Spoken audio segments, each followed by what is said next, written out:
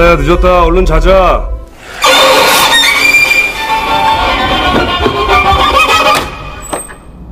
Hola, kembali lagi bersama saya Leni. Kali ini saya mau nge-review salah satu film horor asal Korea yang disutradarai oleh Kim Hwang Bin dan dibintangi oleh artis-artis papan atas tentunya, yaitu Ha Jung Won, Kim Nam Gil, Hyo Yeol, dan Kim Si An. Judul filmnya sendiri yaitu The Closet 2020. Sebenarnya sudah tayang tanggal 5 Maret 2020 kemarin. Langsung masuk ke sinopsisnya. Yuk. Sang Won kehilangan istrinya karena kecelakaan mobil yang mereka alami. Akhirnya Sang Won dan putrinya yang bernama Ina ini memutuskan untuk pindah ke rumah baru mereka yang berada di tengah hutan untuk mencari ketenangan. Hubungan antara Sang Won dan putrinya Ina ini tidak berjalan dengan baik. Sikap sang anak ini lebih cenderung berdiam diri dibandingkan harus berkomunikasi dengan sang ayah. Mereka berdua masih trauma sejak kejadian kecelakaan tersebut. Sang ayah bahkan mengalami penyakit serangan panik apabila tiba-tiba dia mengingat kejadian kecelakaan. Sang Won pun juga harus mengkonsumsi obat-obatan penenang.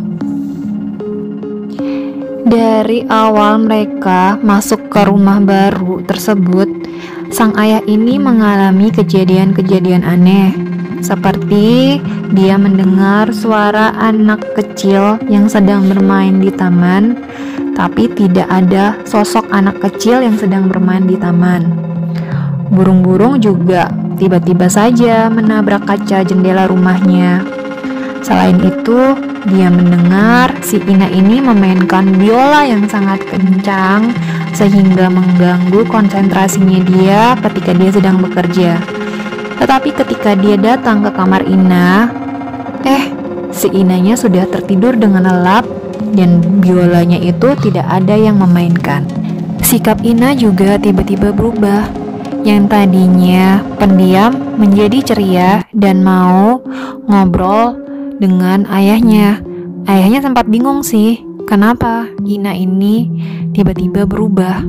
Tapi dia bersyukur dengan pindah ke rumah baru mungkin bisa mengurangi rasa sedih yang Ina rasakan sejak kejadian kecelakaan mobil yang merenggut nyawa sang ibu.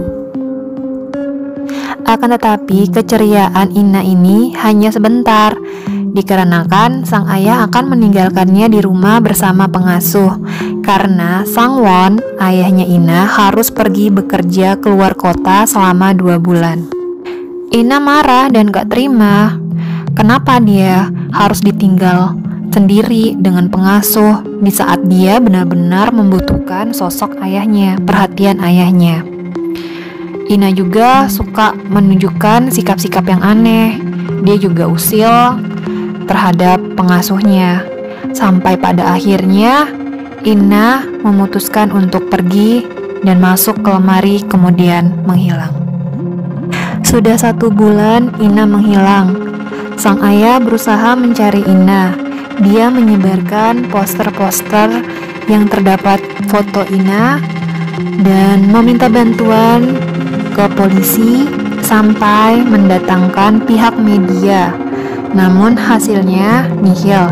Justru usahanya itu malah dicurigai oleh pihak kepolisian, media, bahkan rekan kerjanya atas hilangnya Ina. Sampai pada akhirnya ada seorang paranormal atau cenayang yang bersedia membantu dan menemukan Ina. Awalnya sang ayah tidak percaya, tetapi dengan penjelasan-penjelasan yang diberikan oleh sang cenayang, akhirnya sang ayah bersedia dan meminta tolong kepada cenayang untuk menemukan Ina.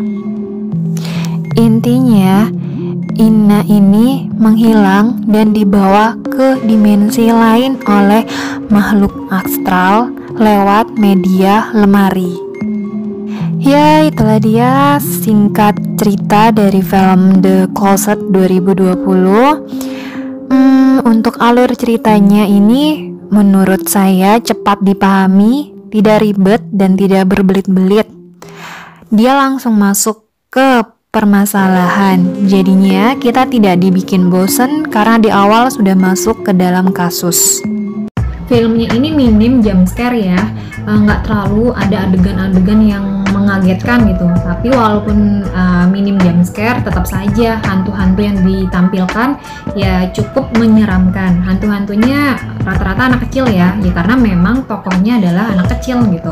Jadi hantu-hantu ini apa ya istilahnya, dia balas dendam kepada orang tua yang menyiksa mereka, yang tidak memperhatikan mereka, tidak peduli sama mereka. Jadi mereka mempengaruhi anak-anak yang mengalami hal sama untuk ikut mereka ke dimensi mereka. Terus acting para pemainnya yang paling keren sih actingnya si Ina ya dan teman-temannya dia. Jadi mereka tuh bisa memposisikan ketika mereka mengalami depresi, ketika mereka mengalami bagaimana istilahnya mereka disiksa itu. Mereka bisa menunjukkan ekspresinya mereka gitu kan. Terus ketika mereka bisa ceria seperti anak-anak pada umumnya, terus sampai akhirnya mereka juga bisa menakut-nakuti, itu benar-benar acting dari anak-anak patut diapresiasi. Peran dari jenayangnya pun si Kim Namjil juga cukup menarik perhatian. Dia bisa menjadi sosok yang humoris, tapi juga bisa menjadi sosok yang penuh dengan perhatian terhadap kasus-kasus anak hilang. Tapi mungkin yang kurang adalah peran dari sosok sang ayahnya sendiri. Menurut saya, sang ayahnya kurang mendalami emosional atau kurang mendalami perannya sebagai ayah dan anak di dalam film The Closet ini.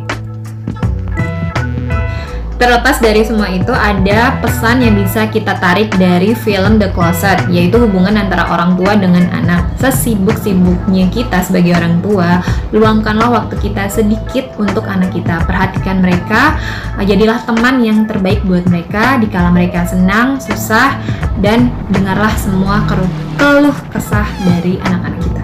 Oke, sekian dulu review film The Closet-nya. Ketemu lagi di review-review film berikutnya bersama saya Leni. Kalau kalian suka dengan videonya, jangan lupa ditekan tombol yang merah, like, komen, dan tentunya di-share di media sosial yang kalian punya.